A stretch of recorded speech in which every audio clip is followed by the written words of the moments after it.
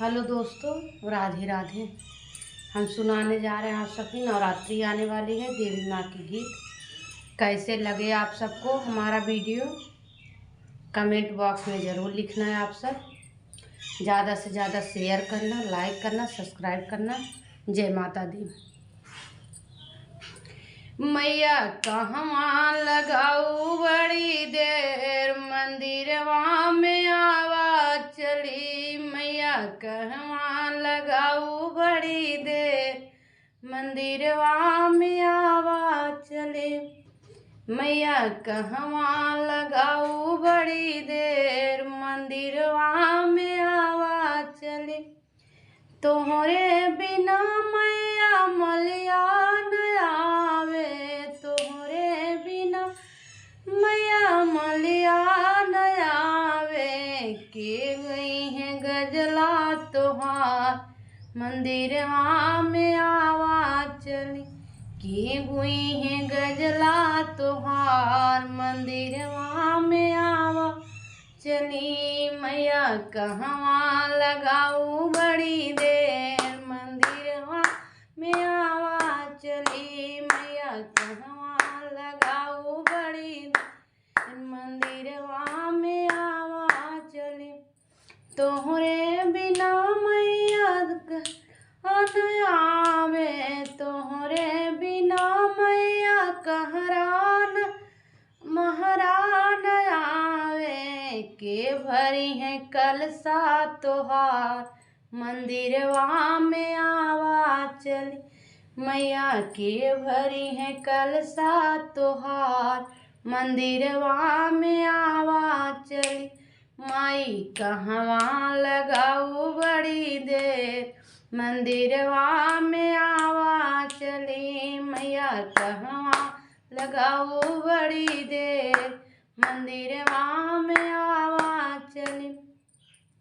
तोहरे बिना मैया पंडित न आवे, तोहरे बिना मैया पंडित न आवे। के बची है पोथिया तोहार, मंदिरवा में आवाज चली। के बची है पोथिया तोहार, मंदिरवा में आ चली। मैया कहवा लगाऊ बड़ी देर, मंदिरवा में आवाज चली। मैया कहवा लगाऊ बड़ी देर, मंदिरवा में आवाज चली।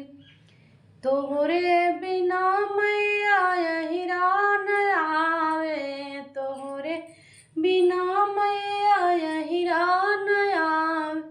के साज दधिया तोहार, मंदिरवा में आवा चली। मैया के साज दधिया तोहार, मंदिरवा में आवा चली।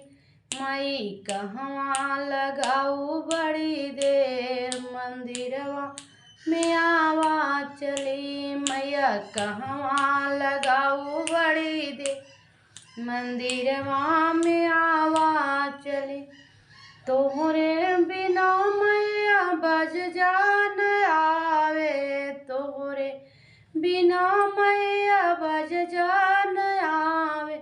के सजी है चुनरी तोहार, मंदिरवा में आवाज चली।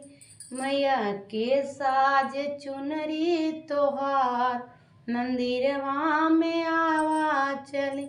माई कहवा लगाऊ बड़ी देर, मंदिरवा में आवाज चली। मैया कहवा लगाऊ बड़ी देर, मंदिरवा में आवाज चली। तोहरे बिना मैया सोनरा न आवे, तोहरे बिना मैया सोनरा न आवे। के साज नथिया तोहार, मंदिरवा में आवाज चली। मैया के साज विद्या तोहार, मंदिरवा में आवाज चली। मैया कहवा लगाऊ बड़ी देर, मंदिरवा में आवा चली मैया कहवा लगाऊ बड़ी देर, मंदिरवा में आवा चली। तोहरे बिना मैया भक्त नया मई, तोहरे बिना मैया भक्त नहीं है।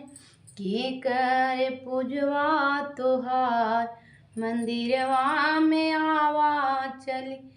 मैया के करी है पूजवा तोहार, मंदिरवा में आवा चली। मैया कहवा लगाओ बड़ी देर, मंदिरवा में आवा चली। मैया कहवा लगाओ बड़ी देर, मंदिरवा में आवा चली। मैया कहवा लगाओ बड़ी देर, मंदिरवा में आवा चली। जय माता दी। जय कैसे लगा आप सबको देवी गीत, कमेंट बॉक्स में ज़रूर लिखना। जय माता दी।